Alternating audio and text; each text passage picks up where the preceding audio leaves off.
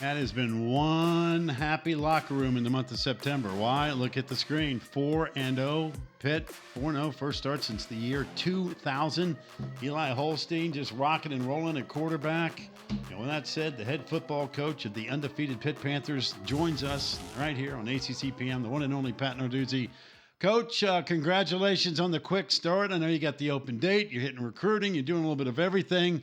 But, man, you couldn't have scripted a better case scenario for the month of September. Yeah, that was our goal, to go 1-0 and to end September going an open week. Pack. It's been a nice little ride here, but we're moving on to October and getting into ACC play, and that's really when it counts. Like I told our team this morning, like we haven't done anything yet. It's it's just starting now. And we got a really good North Carolina team. I've just watched 300 of the 352 plays that I was supposed to watch today, and the 300 plays. Their offense is explosive. I haven't got to the defense side. That's next today. But watching their offense, Chip Lindsey does a great job, and everybody's talking about the 70 points they put up. Don't forget about the 50 points they put on the board, which is pretty impressive. The old complex that you share with the Steelers, there's got to be some pretty good mojo in the building right now. You guys are undefeated. Pitt's, they're undefeated. I mean, everybody's undefeated in Pittsburgh. What's going on up there? Hey, I get a couple text messages, from one of their players. Me and Coach Tomlin kind of stay in the loop and continue to text back and forth and trying to keep the mojo good. Just trying to be 2-0 as neighbors here. Yeah, I understand that. By the way, if I would have said to you at the ACC Football Media Day, "Hey, Coach, you're going to have more personal fines than you are losses in September," you would have accepted that, would you not? And that would have been packed on. Where do I sign on the dotted line? I'm signing wherever, top, bottom, in the middle of the page. Where do you want me to sign? I'll take it. By the way, you don't have to answer this if you don't want, because we know each other. But when you get fined, how does that?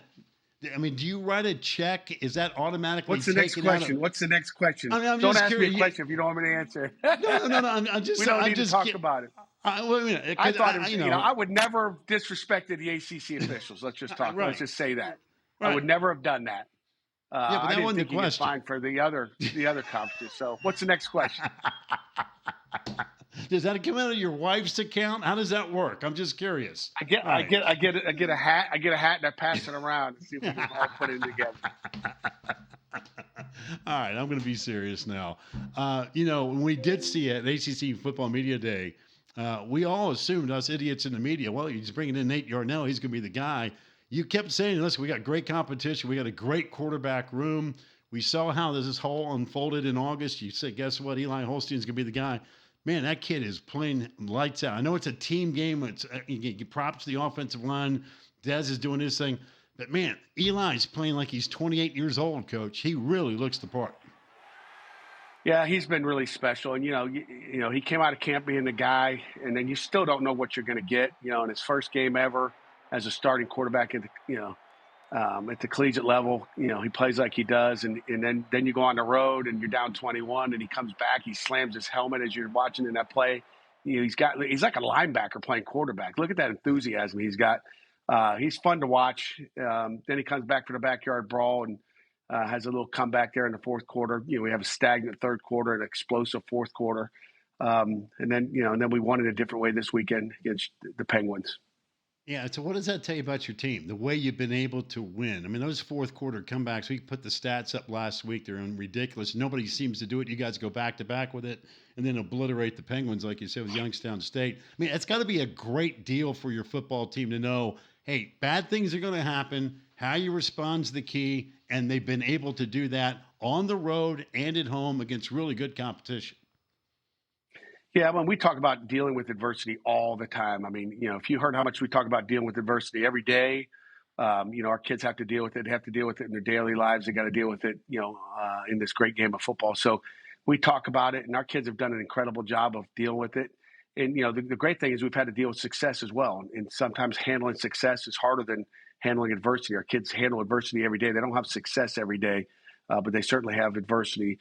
But our guys have not only done a good job with handling adversity, but also handling success. You could have had a letdown this week, could have had a letdown after a 21-point comeback win against Cincinnati, and we come out and play strong against West Virginia as well. So those are two good football teams. Coach, does the open date come at a good time where you can kind of reset a little bit and again gives you a chance to get grounded, if you will? Or is it the way this team's playing with all this momentum, would have been better to play another game this week and keep that routine? Yeah, I think it really came at a good time. I mean, you get 4 games in. We've got 2 bye weeks. You know, the way the college season is laid out. So I think it came at a good time. We got the preseason over with. We got a bye week to evaluate ourselves, look back and see what we've got, and then then we got North Carolina on the road, and then we've got California next up at home. So I think it comes at a good time.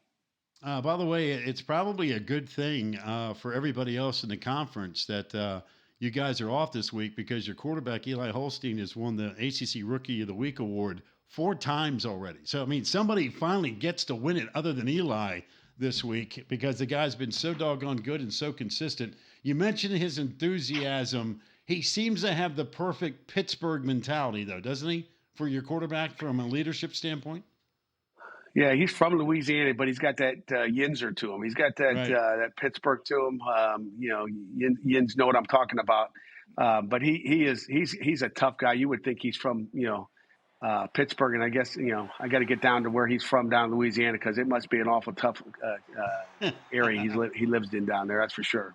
Yeah, we had him on the show last week, and he was terrific. And we kind of made fun of the fact, hey, you go from all that great food in Louisiana, Pittsburgh's a great food town, and he's talking about, I got to get used to wearing a jacket because it's going to get a little chilly up there at some point in time. But he was a joy to have on the program. What else do you love about your football team, or what else did you find out with those 4 wins, other than, hey, your offense is scoring at a crazy pace, which is a great change of pace from a year ago. What about the defensive side? What have you learned about those guys so far?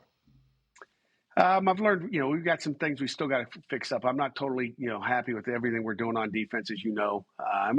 Same thing, we can say about our offense. I mean, we didn't protect the quarterback a week ago. So, as coaches, we're going to be picky with what we see, what we get.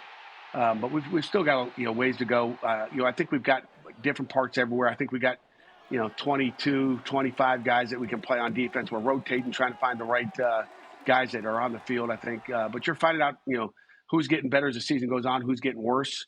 You look at Daniel Carter had a heck of a game, and he's shown that we got to get him in the game a little bit more.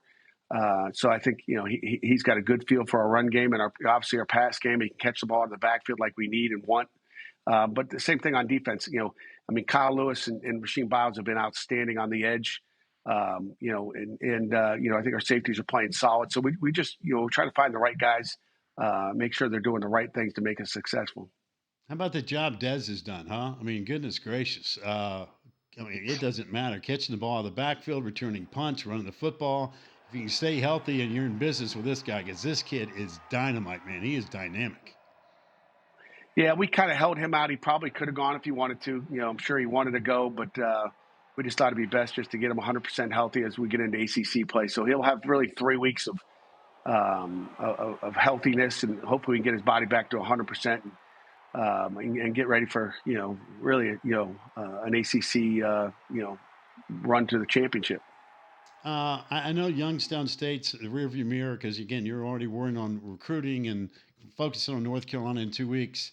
But I want to ask you about your dad. I've never asked you about this before when we're just BSing in the hallway. What would you think he'd look down right now on the job you're doing at Pittsburgh? What do you think he'd tell you? He'd say, "Hey, 1 week at a time. You haven't done anything probably yet, but he'd be proud." I've got a lot of guys that coached with him in the past that are still out there, but he was the best coach I've been around. Pack, I'm telling you, Mark, he was an unbelievable football coach. Tremendous dad. He was my hero growing up. He was the guy that I looked up to and wanted to be like, and I got lucky enough to try to be like him. And I know he's happy and he's with us. I think he's, with our family. He's with me every Saturday in that big press box above, looking down and help me make those adjustments and doing things right. What made him such a great coach? Oh gosh, I don't know. I mean, he was an educator. He's a great teacher. When I was in college, he was my linebacker coach. He was my defensive coordinator. and he was my head coach. So he did it all. I had to deal with him every single day. I hated him on Sundays, Mark. I mean, I hated him, and I wouldn't talk to him until Thursday.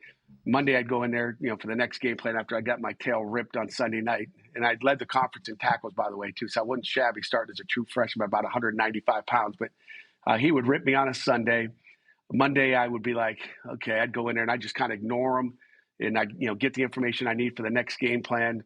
Tuesday, I wouldn't really talk to him. I'd just kind of sit there and get all the information. I was listening. I was soaking it all in, but I wasn't gonna be friendly because he'd rip me, and he did. He coached hard, and he was a detailed guy.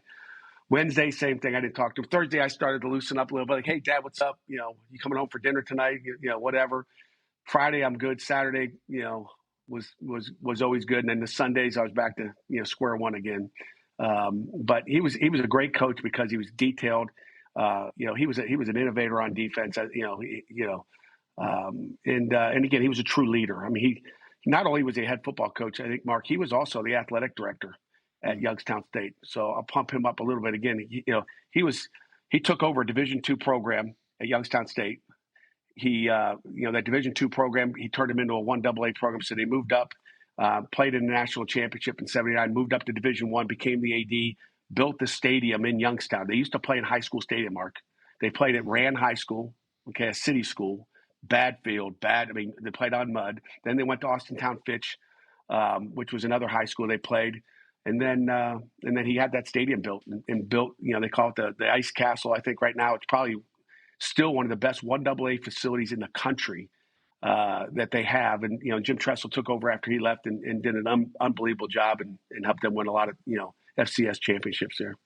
Yeah, I'm sure that, like you said, his presence, I know you feel it. You've talked about it a second ago with the family and everything else. And so when you're playing Youngstown State over the weekend, I mean, it's got to be kind of a strange feeling, though, isn't it? I mean, it's got to be a little different.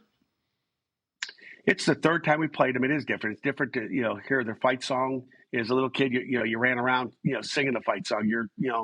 I was a ball boy. I was the tearaway jersey boy. Okay. After games, we'd take those old tearaways that had rips in them and wear them and play ball in the front yard and tackle each other. I mean, that's kind of what it was. We brought every tearaway jersey home. As ragged as it was, we wore it and had a blast. And that's all we thought about. It was Youngstown State football. So it was, it's always different when you're in that atmosphere. We didn't play them good the last two times we played them. But again, back in 2017, we weren't that good. We were just an average football team and just trying to find out who we are. But, I knew we'd have something different if we'd have played them in 20 or 21 or 22, even for that matter. And then, knowing that we got a pretty good football team that, we could play the way. And that's why I was so proud of our football team to go out there and play the way. We did the same thing to an FCS team in 2021. We won an ACC championship playing in New Hampshire. So, I mean, we took care of business the way you're supposed to. We didn't play down. We played up. Yeah, you played to a standard. Right? And again, you hear coaches all the time I don't care what the scoreboard says, you play to a standard. And you guys are playing that way. And again, those great back-to-back comebacks on the road at Cincinnati and doing your thing against West by God, Virginia. Again, congratulations, the 4-0 start. Tell the family, I said hello. Again, I'm always thinking about you guys up there. Enjoy the quote-unquote open date. And then we'll see you in Chapel Hill in a couple of weeks. Appreciate it, Mark. Hail to Pitt. Hail to Pitt. Always a pleasure, Coach.